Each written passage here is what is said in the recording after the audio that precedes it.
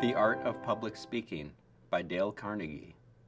There is a strange sensation often experienced in the presence of an audience.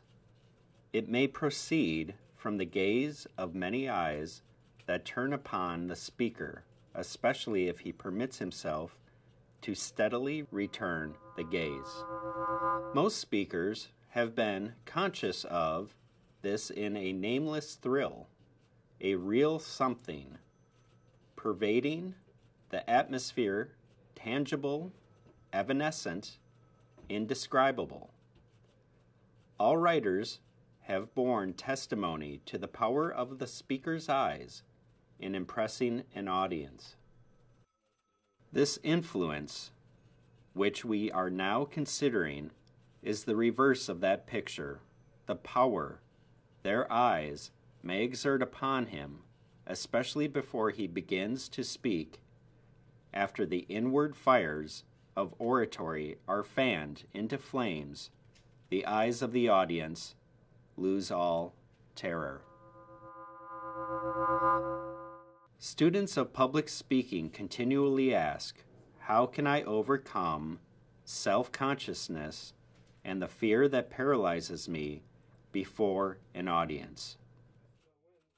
Did you ever notice, in looking from a train window, that some horses feed near the track and never even pause to look up at the thundering cars, while just ahead of the next railroad crossing, a farmer's wife will be nervously trying to quiet her scared horse as the train goes by? How would you cure a horse that is afraid of cars? Graze him in a backwoods lot where he would never see steam engines or automobiles? Or drive or pasture him where he would frequently see the machines? Apply horse sense to ridding yourself of self-consciousness and fear. Face an audience as frequently as you can, and you will soon stop shying. You can never attain freedom from stage fright by reading a treatise. A book may give you excellent suggestions on how best to conduct yourself in the water, but sooner or later, you must get wet. Perhaps even strangle and be half scared to death. There are a great many wetless bathing suits worn at the seashore, but no one ever learns to swim in them. To plunge is the only way.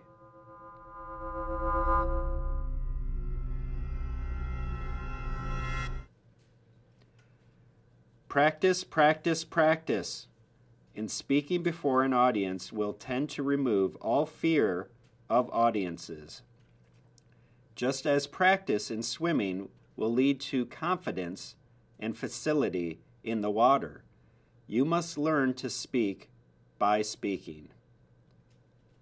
The Apostle Paul tells us that every man must work out his own salvation.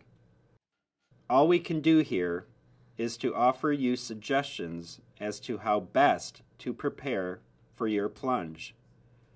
The real plunge no one can take for you.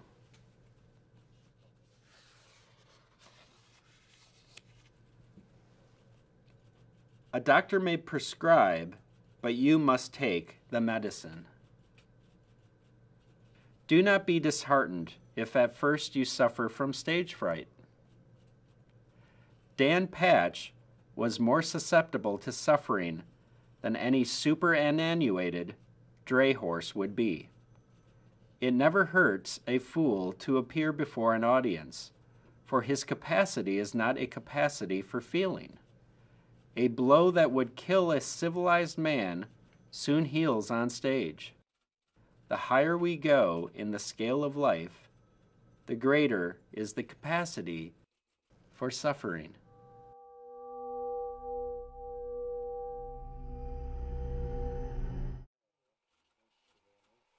For one reason or another, some master speakers never entirely overcome stage fright, but it will pay you to spare no pains to conquer it. Daniel Webster failed in his first appearance and had to take his seat without finishing his speech because he was nervous. Gladstone was often troubled with self-consciousness in the beginning of an address. Beecher was always perturbed before talking in public.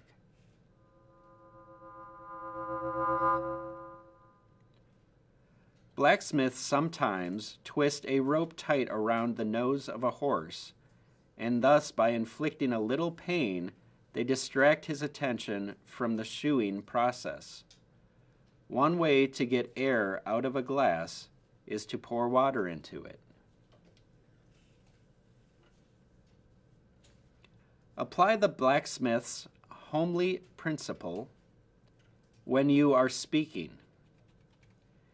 If you feel deeply about your subject, you will be able to think of little else.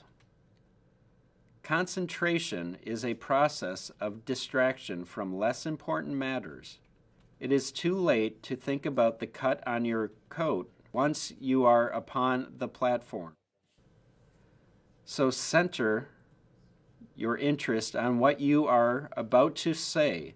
Fill your mind with your speech material, and like the infilling water in a glass, it will drive out your unsubstantial fears. Nothing advertises itself so thoroughly as conceit.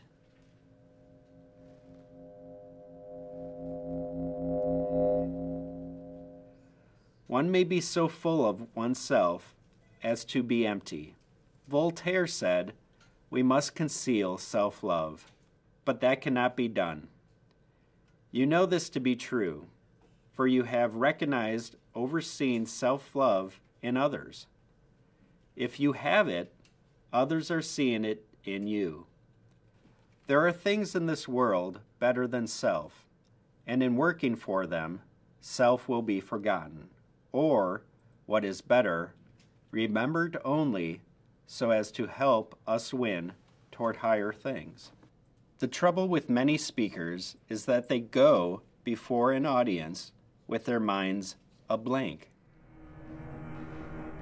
It is no wonder that nature, abhorring a vacuum, fills them with the nearest thing handy, which generally happens to be, "I wonder if I'm doing this right. How does my hair look? I know I shall fail." Their prophetic souls are sure to be right.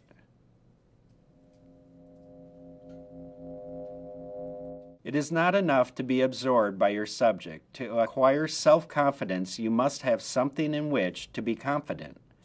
If you go before an audience without any preparation or previous knowledge of your subject, you ought to be self-conscious.